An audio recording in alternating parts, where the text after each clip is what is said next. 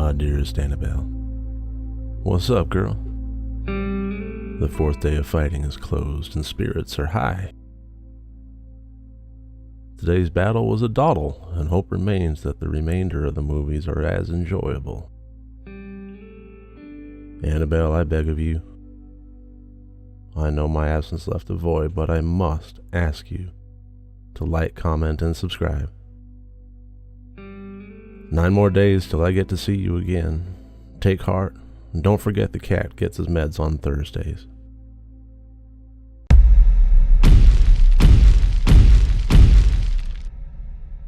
Hello and welcome to RotD Review of the Day, and today I'm looking at the 4th installment in the Puppet Master franchise, Puppet Master 4, made in 1993.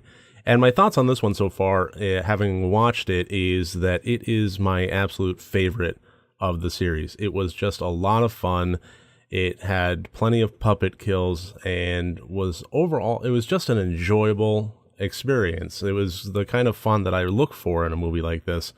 So to discuss it further, let's go ahead and go into the categories. As always, 4 different categories, each one worth up to 25 points for a total possible score of 100 points.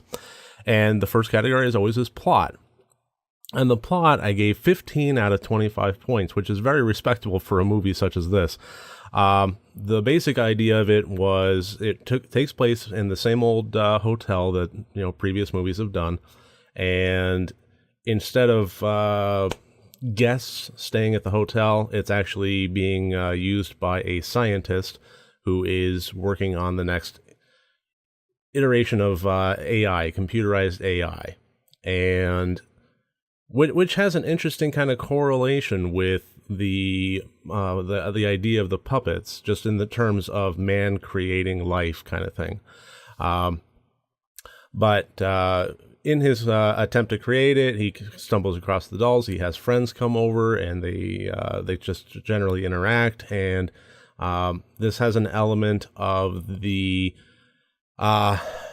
evil behind the serum that gives life to the puppets and the physical manifestations of those as it tries to regain that power from the humans. I don't want to go too much further into it because that's going to get into spoiler territory. Suffice it to say, I thought it was actually really done well. It was a little confusing at first. When you saw the physical manifestation, the other world, and so forth, and you weren't quite sure exactly what was going on there, but things did gel, and they just became fun. So overall, 15 out of 25 for the plot. The intent, again, like the last one, any concept of having a scary horror movie is out the window at this point. They are simply trying for fun, puppets killing things movie. And that's not an excuse to have a bad movie with those elements, but even so, they actually pulled out a good movie with that. So overall, I gave the intent 17 out of 25. It continued fleshing out the nature of the puppet characters and individual ones as well. And I mean, I know I've said this before, but the best word I can describe this one is fun, fun, fun. It just genuinely was a thrill ride. And just super fun. So the acting, I gave a 13 out of 25. The actors stepped it up in terms of the Puppet Master franchise, and they actually delivered fairly solid performances. There was the protagonist, the main character, and he did a very good job of kind of being the interesting, quirky, clean cut, but kind of embracing the idea of the puppets going alive and generally not being totally freaked out by it, but actually finding that element of the parallel between what's happening there and his work. So really like that. He also had a character that was playing the jerk, and if you're going to put a character like that in your movie, you really need to not, I mean, I say this about a lot of elements of horror, but this is one element you really can't hold back. And this movie did a great job of it. He wasn't an evil person. He wasn't a villain. He was simply a jerk. He was the kind of person that was set up so that you hope they die, and in glorious fashion. And he did it really well. And it was just well acted on all counts. So 13 out of 25 for there.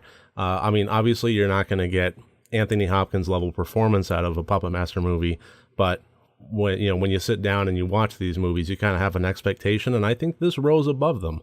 So overall, pretty darn good. And the technical, I gave a 17 out of 25. Again, this kind of continues on because one aspect of the Puppet Master franchise that has done well overall throughout the entirety has been the technical. The stop motion is really good. The props are really good. The camera movement is good. The puppetry effects overall, how they all just kind of blended together with the stop motion, and I'm sure a lot of other effects that they used there, forced perspective and so forth. It just worked well, and ultimately it gave itself to be a fun movie. All the technical things, all the acting things, it all combined together to make something that was just an enjoyable, mindless, watching puppets kill things movie. So that should about do it for Puppet Master 4. I look for you tomorrow for Puppet Master 5. Hopefully it will be as good or better, possibly. Fingers crossed. Other than that, next time you want to watch a horror movie, first make sure that it's good and rotted.